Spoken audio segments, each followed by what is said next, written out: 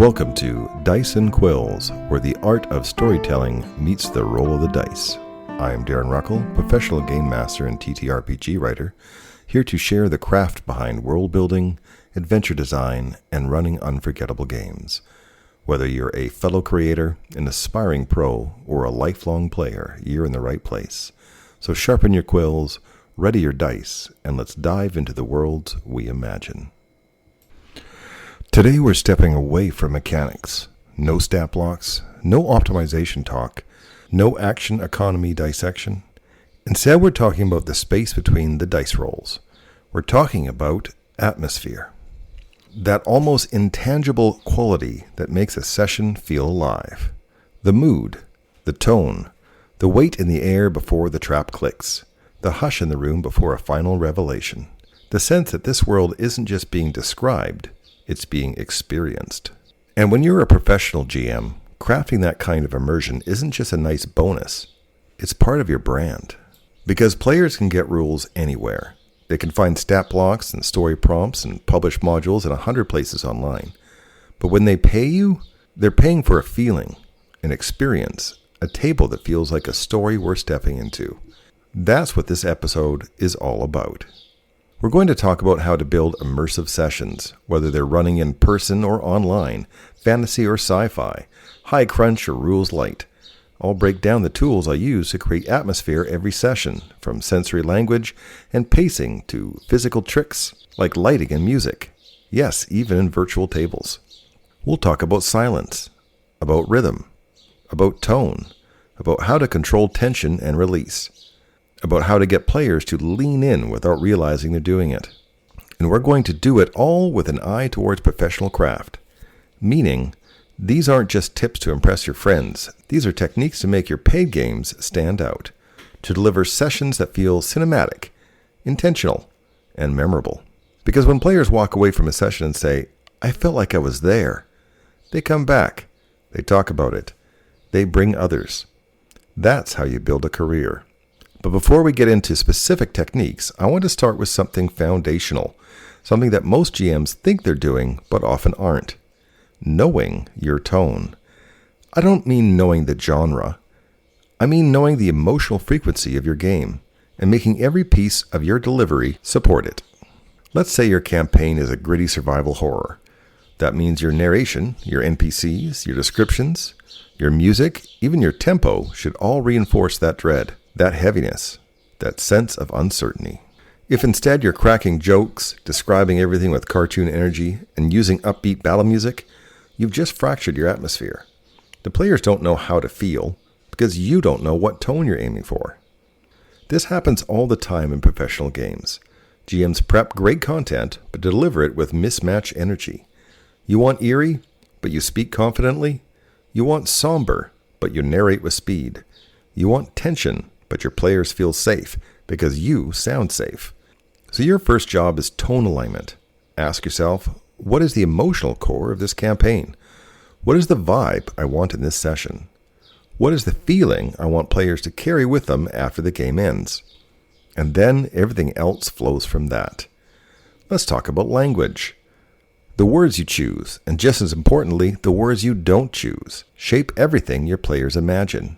You are the camera, the sound design, the lighting rig, the weather system, and when you choose your words intentionally, you don't just describe the scene, you invoke it. Let me show you what I mean. You could say, you walk into a room, there are torches on the walls and a table in the middle with some papers. It's fine, it's functional, but does it stir anything? Does it stick? Now try this. The chamber opens around you, cold stone walls slick with moisture. Flickering torchlight clings to the corners, struggling to hold back the dark. At the room's heart, a warped wooden table slouches under the weight of scattered parchment, the ink on them still damp. Feel the difference? The second version isn't longer, it's richer. It uses texture, mood, sensory clues. It's not just what the players see, but what they might smell or feel on their skin. That's the secret. Immersion comes from sensation, not just information. There's a quick rule of thumb. Describe like a novelist, not a technical writer. You're not listing components, you're crafting mood. Focus on temperature. Is it cold, humid, arid? Stifling? Light. Is it dim, golden, flickering, too bright? Sound. What do they hear? Distant voices, dripping water, wind against stone? Smell. This one's underused and incredibly evocative. Blood, mold, ash, incense, oil. Texture, like dusty, brittle, smooth, rough, sticky, polished. You don't need to hit every sense in every description. In fact, you shouldn't. 1 or 2 vivid sensory hooks per scene are usually enough to make it land.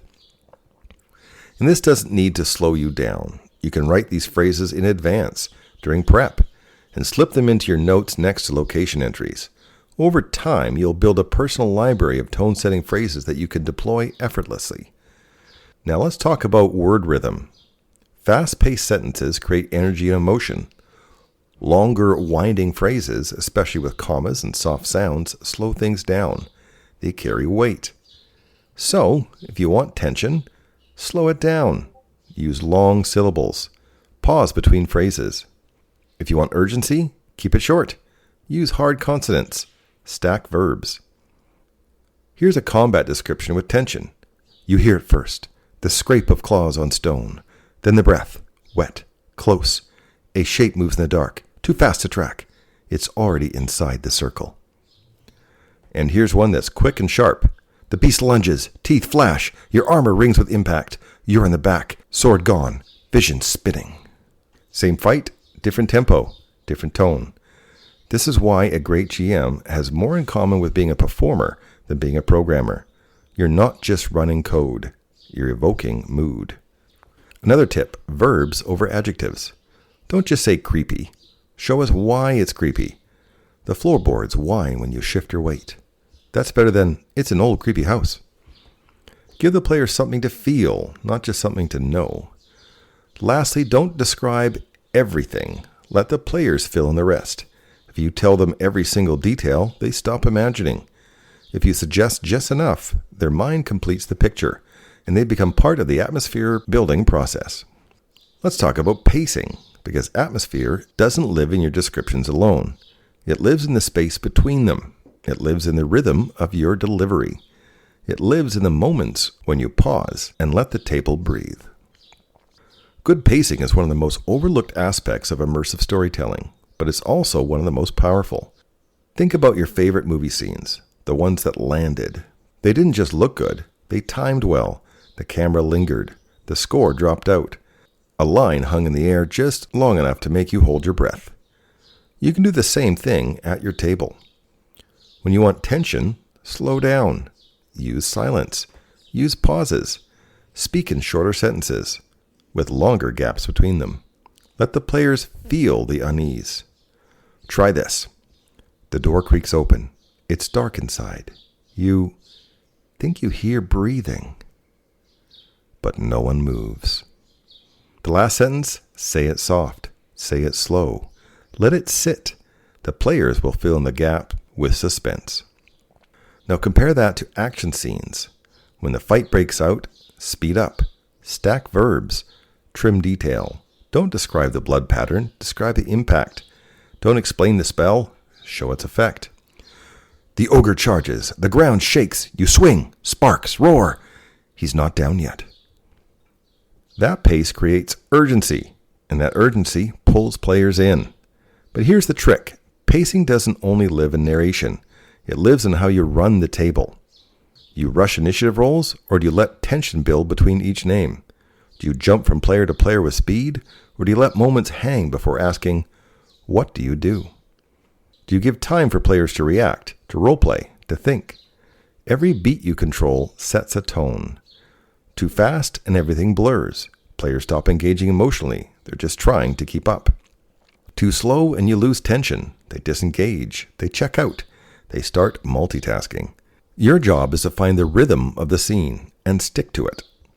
Exploration scenes, moderate pace. Let players ask questions. Let curiosity unfold. Combat, quick pace. Keep it moving. Keep everyone alert. Dialogue scenes, vary the pace depending on emotion. Is it a heartfelt confession? Slow and tender? A heated argument? Fast and clipped? And remember, Your players will follow your tempo. If you speak with weight, they'll listen with focus. If you rush, they'll fidget. If you pause, they'll lean in. This is especially important in online games. With body language and eye contact, pacing becomes your number one atmosphere tool. You don't have candles and ambient light. You have your voice. Use it. Another tip, don't be afraid of silence. Silence, when intentional, is powerful. You finish a sentence, then say nothing. Players look around. They whisper.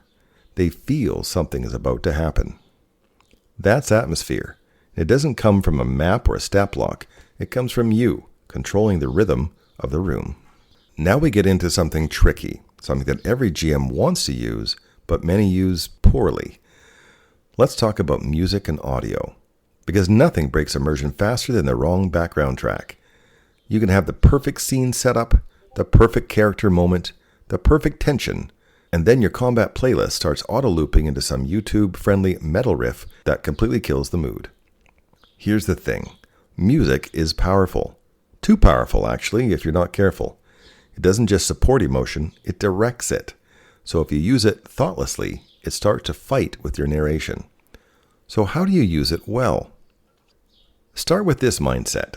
You're a film director, not a Spotify user. You don't just pick a battle playlist and hit shuffle. You score the scene. You decide what emotion you want to amplify. And you choose music that fits that, not just the situation. Let's break it down. Exploration scenes. Use something ambient. Texture over melody. No lyrics. No big builds. Think soundscapes. Wind over stone. Forest rustling. A soft hum of magic. You want something that sits behind the action, not competes with it. Tension scenes. Go minimal. Pulsing tones. Low drones. Uneven rhythms. Sound that hints something is wrong but doesn't tell you what. Keep the volume low, lower than you think. Make the players lean in to notice it. Combat. Here's where people usually go too loud, too fast. Avoid music that's faster than the pace you want to run. High BPM tracks make players rush, not just their actions, but their thinking. Instead, use rhythmic, grounded combat music. Something with stakes, something that builds. If your players are in a fast, chaotic fight, fine, bring the drums. But if it's a tactical battle or a grim struggle, slower, weightier music has far more impact. Cinematic moments, use silence or carefully timed cues. Don't always score the big scene. Sometimes the absence of music lets the player's emotions breathe. And when you do add music, fade it in, fade it out. Don't smash cut between tracks. That yanks the table right out of immersion. Now let's talk tools. For in-person games, a tablet or phone with a few pre-made playlists and an app like Sirenscape, Tabletop Audio, or even VLC with local MP3s work great. You want something that lets you fade and switch quickly without digging around. For online games like Foundry VTT, Roll20, or a Discord music bot like Jukebot can help. But again, curate your list. Label tracks for mood, not scene, and test your volume settings before game day. There's nothing more immersion breaking than you saying, hold on, let me fix the music volume for a sec. Also, loop length matters. If a track loops every 45 seconds, it becomes noticeable, distracting. Choose tracks with long, enveloping loops, or better yet, ambient noise beds that don't loop cleanly at all. Rainfall, distant chanting, wind, fire. These build mood without becoming a thing players hear over and over. And here's a final tip. Give yourself a panic button. One key you can hit to immediately silence everything. Because when your sad NPC death scene starts playing tavern music by mistake, you need to fix it now, not 10 seconds from now. Remember, music is seasoning. It's not the meal. It enhances what you've already built. It doesn't replace it. And when it's done right, when the music fades in, the players fall silent, and the room shifts, that's a moment they'll remember. Now let's talk about lighting, props, and environmental cues. And no, this isn't just for in-person games. Even if you run online, many of these principles still apply, just in different forms. Let's talk about lighting. If you run in person, this one's huge. Most players play in living rooms or dining rooms under ceiling lights that are bright, flat, and frankly sterile. That kills mood. Instead, try this. Turn off overheads. Use side lighting, desk lamps, colored LEDs, smart bulbs. Use warm tones for taverns and hearths. Use cool blues for dungeons and nighttime scenes. Use flickering candles, real or electric, to add movement and unpredictability. You can also pre-program lighting shifts if you're a techie type. I know one GM who has Philips Hue presets for major campaign beats. When the big bad appears, the room turns blood red. That sticks with players. But if you run online, you still have options. You are, after all, on camera. So, use a webcam with decent resolution. Light yourself with intent. If you're the only face they see, make that face thematic. A ring light with colored gels or smart RGB lamps can do wonders. Keep your background tidy or thematic. A bookshelf, a tapestry, a prop weapon. Small cues tell players you're in a world. And don't forget digital lighting. If you use Foundry or another VTT that supports dynamic lighting, use it well. Flickering torches, fog of war, cone of vision mechanics, darkness that reveals only what a character's torch shows. This doesn't just build mood, it shapes player behavior. They feel the darkness. They fear the corners. That's atmosphere. Now onto props. I don't mean cosplay, I mean tactical reinforcement.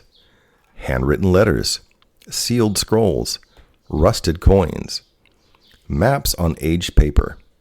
Even if your players only touch them once, they remember that moment. It ties the fictional world to the real one. Props don't need to be elaborate. One weathered note in smudged ink can do more than a printed backstory sheet. One stained playing card with an assassin's mark. One bottle of healing potion Gatorade at the table.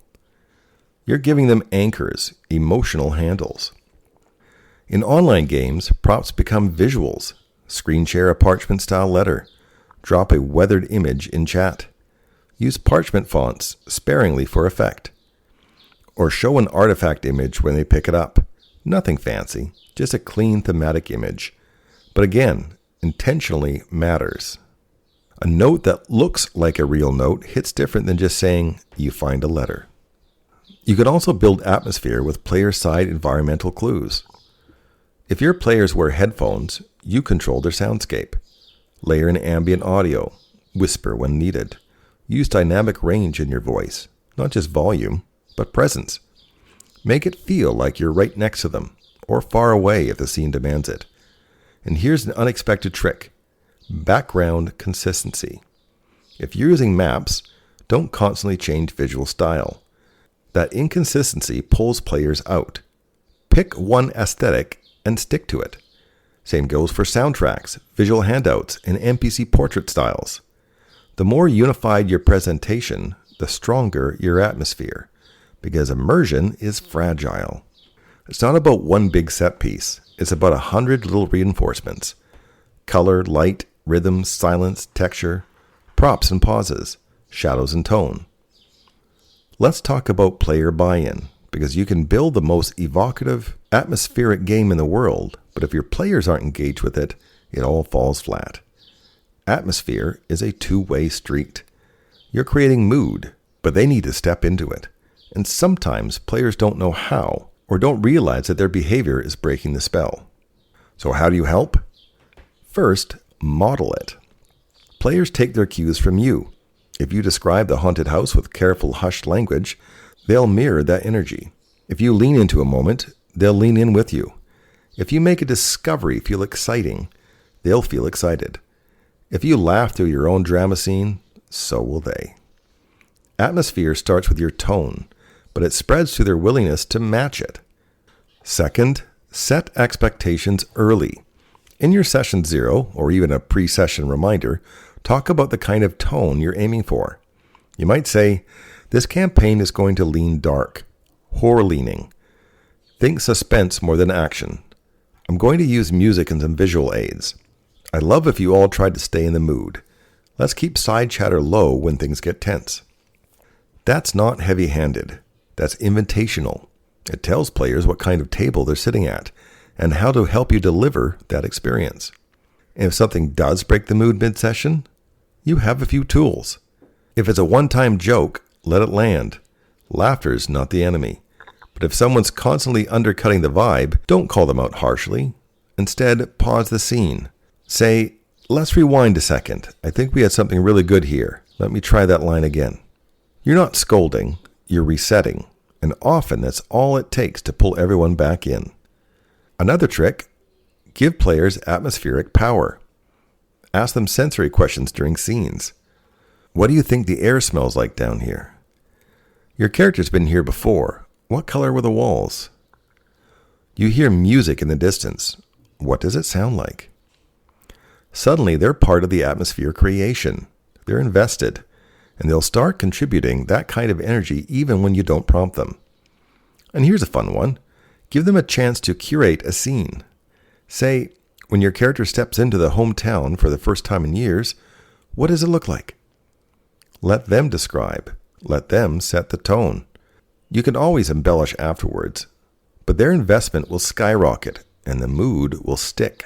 Also, don't ignore body language. If you see players checking out, shifting in their seats, getting distracted, something isn't working. Don't double down. Change rhythm. Add a new stimulus. Ask for a check. Trigger an event. Break the lull. And if someone is chronically disengaged, talk to them privately. Ask what they need to feel immersed. Maybe they need more visual input. Maybe they don't feel connected to their character. Maybe they're just having a rough week. Atmosphere isn't just a GM thing. It's a table thing. And part of your job, especially as a professional GM, is to create an environment where players want to be immersed, where it's safe to buy in, where the mood feels earned, not forced. One last point here. Celebrate when it works. When the room falls quiet and a player whispers, "Holy crap, this is creepy." When someone gets goosebumps at your description. When the silence after dramatic death lingers for 10 full seconds. Acknowledge it, even lightly, even just with a look. Because that's the magic, and when your players realize they helped make it, they'll chase it again. Let's talk about emotional control, not of your players, but of the session's emotional arc. Because one of the most immersive experiences a players can have is feeling something real. Fear, awe, sorrow, triumph, inside a fictional world. But emotions don't happen in isolation. They're built, framed, and timed. And as a GM, your job is to manage that emotional rhythm. Every session, just like every story, should have emotional beats.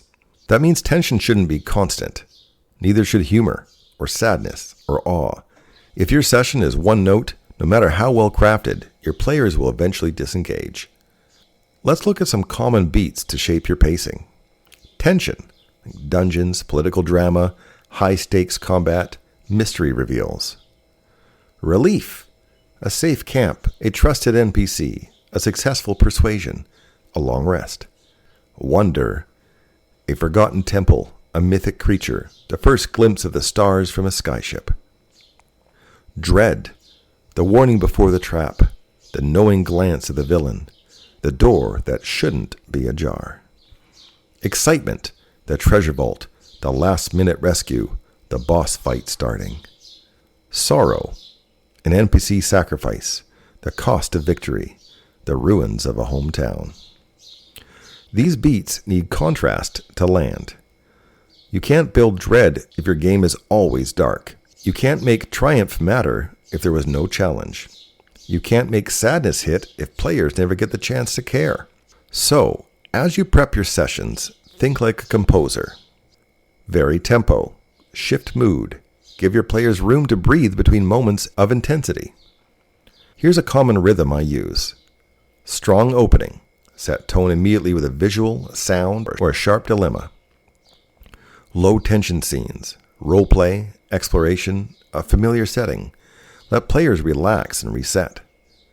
Tensions rise, a hint of danger, a problem with no clear answer. Players start leaning in. Climax scene, a reveal, a combat, a confrontation. This is where energy peaks. Fallout, consequences, choices, NPC reactions. Emotional closure, a moment of quiet reflection or camaraderie. Hook forward, tease what's next, and let the final tone shape the player's memory.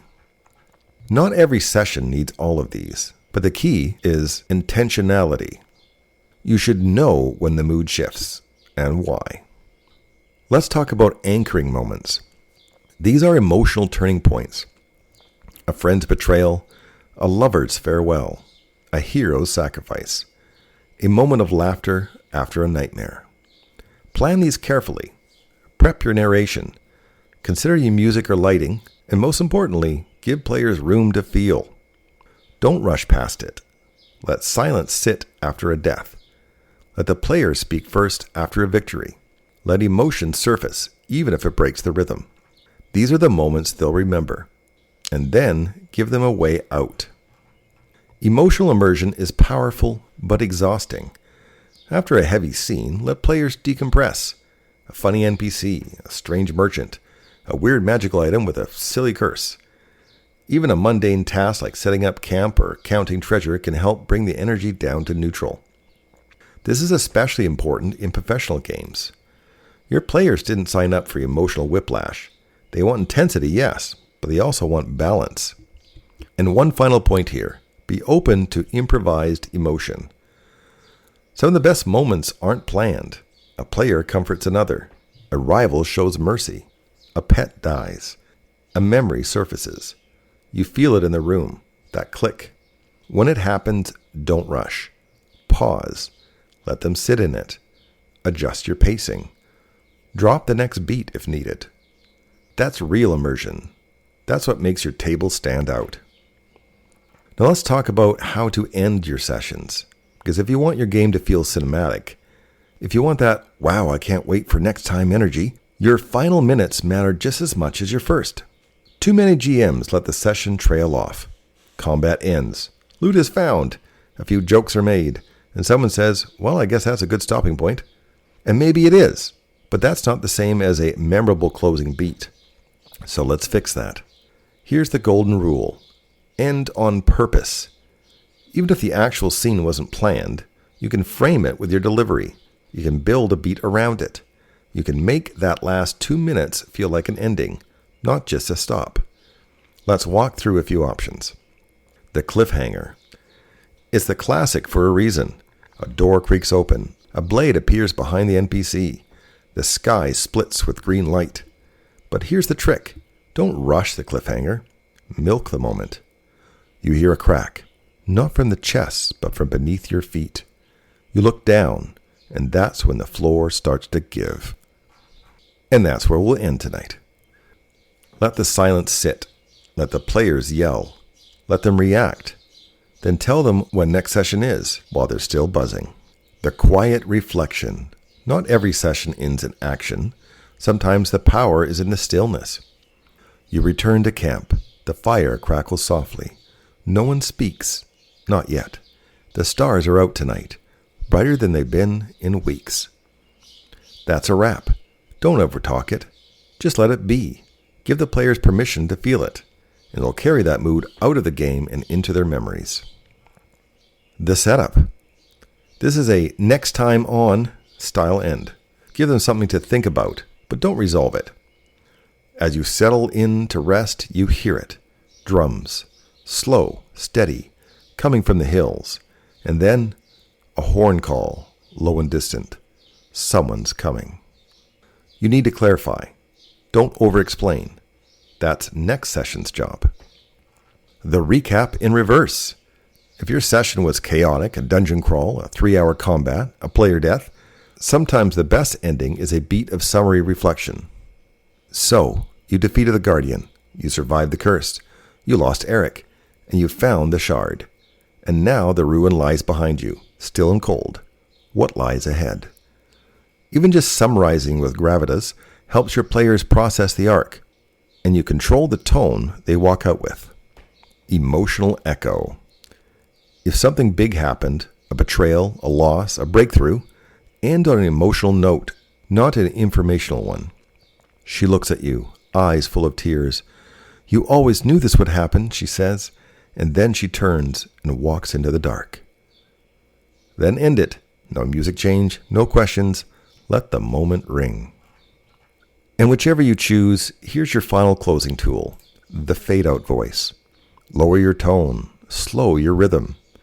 Signal, even subconsciously, that this is the last beat. When you do that well, players feel the session end before you even say the words. And when they log off or stand up from the table, they're carrying that moment with them. Let's step back for a moment and talk about where atmosphere really starts. Not at the table, not in your voice, not with music or lighting. Atmosphere starts in your prep. Because if you want your session to feel immersive, not just sound immersive, you need to build for it. That means more than writing bullet points about traps or stat blocks. It means, what mood am I crafting in this scene? And building your materials around that. I call this mood first prep. Before I write any mechanical detail, before I decide on enemies, maps, or checks, I ask myself one question. What do I want the players to feel during this scene? That single question changes everything. Let's say you're planning a forest journey. Is the forest whimsical, threatening, ancient, or mournful? Each answer leads to a different prep choice. Whimsical? Maybe the trees bend to watch. Birds mimic player voices. Threatening? Narrow trails, claw marks, sudden silence. Ancient? Ruins swallowed by roots. Obsidian altars half buried in moss. Mournful? Fog, graves, a child's toy caught in a thorn bush. Same scene concept, wild forest, but different atmospheres based on mood first prep. Here's how to apply it in practice. List your major scenes: travel, encounter, social scene, dungeon, climax. Assign a mood to each, not just fight or dialogue, but grim, hopeful, claustrophobic, surreal. Choose your sensory anchors, 1 or 2 vivid details per scene that support that mood. Think lighting, smell, sound, or weather. Prep 1 atmospheric line per scene. A single sentence you'll deliver with intention. It doesn't have to be poetic. It just has to land. Here's an example. The mood is unease. The scene is approach to a ruined temple. Line: you see no footprints, no birds, no wind, just the door, cracked open like a yawn in the earth. Now you're set. The line frames the scene. Everything else flows from it. Next, prep what ifs, not just what ises. What happens if they leave the path? If they talk to the statue? If they fail the insight check? Write reaction beats that fit the mood. Don't just plan content, plan tone responses. Fail the check? Don't just say, you don't notice anything. Say, something doesn't feel right, but you can't name it. Not yet. Now the failure adds tension instead of ending the moment. And if you're using maps or handouts, choose visuals that match the vibe. Don't drop a bright, cartoonish grid for your horror dungeon. Don't use ambient synth music in your medieval city. Visual and audio consistencies matter. One more tip. Plan your transitions. Going from city to crypt, think about how the tone shifts. Plan the moment where the light dims, where the chatter fades, where the familiar becomes unfamiliar.